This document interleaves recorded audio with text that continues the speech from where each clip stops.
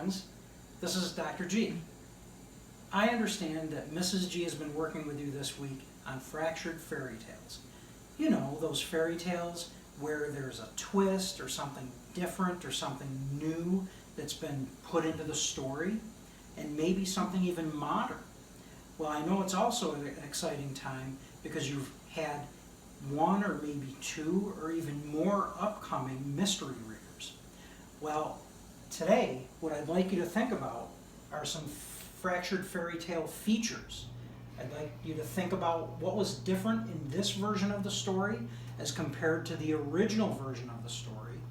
I'd like you to think about which version of the story you liked better, and think very deeply about what it is you liked better about either the original version or the new version.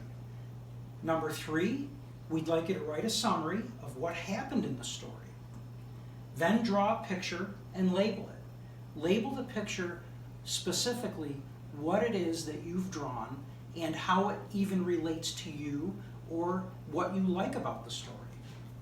Take a picture of your work and write down who our mystery reader was, because you're going to want to think about who that mystery reader was, and then you can begin to make predictions about who some other mystery readers might be throughout the week. And then send that picture to us. I'm looking forward to seeing that picture, and I know that Mrs. G is looking forward to seeing that as well. Hi everyone, I am going to be reading you the story Jack and the Bean Pie. Once upon a time, a boy named Jack lived in a tiny house with his mother. They had no money and just ate vegetables from their garden. But Jack was very good at cooking. He made delicious bean pies. One day, he took the pies to the market to sell. "I'll buy your pies," said an old man, "but I can only pay with these magic beans." Jack agreed and raced home with them. Jack's mother was furious. "We need gold coins, not these useless beans," she shouted. She grabbed some beans and threw them out of the window in anger.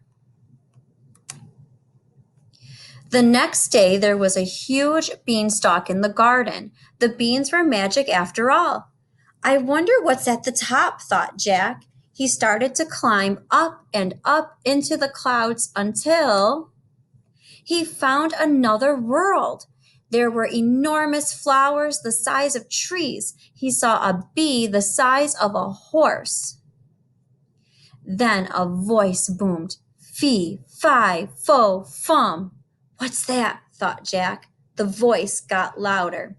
"Fee, fi, fo, fum. I smell the blood of an Englishman." Suddenly, a huge, hairy giant stood in front of Jack. He picked up Jack in one hand. "Got you," the giant growled. Jack was terrified. Jack had a few magic beans left in his pocket. He threw them at the giant and hoped they were still magic. "Yum," said the giant. "I love beans. They taste much better than humans." Then the giant started to cry. "I don't want to eat you at all," he sobbed.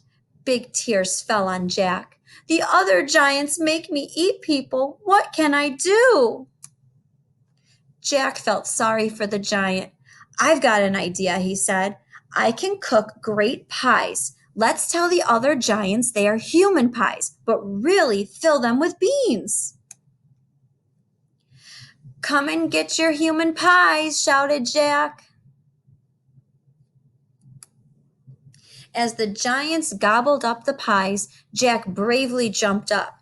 "Surprise! The pies are all full of beans, not people," he said. "But this is the best pie I've ever had," roared one giant. "More bean pies," they shouted.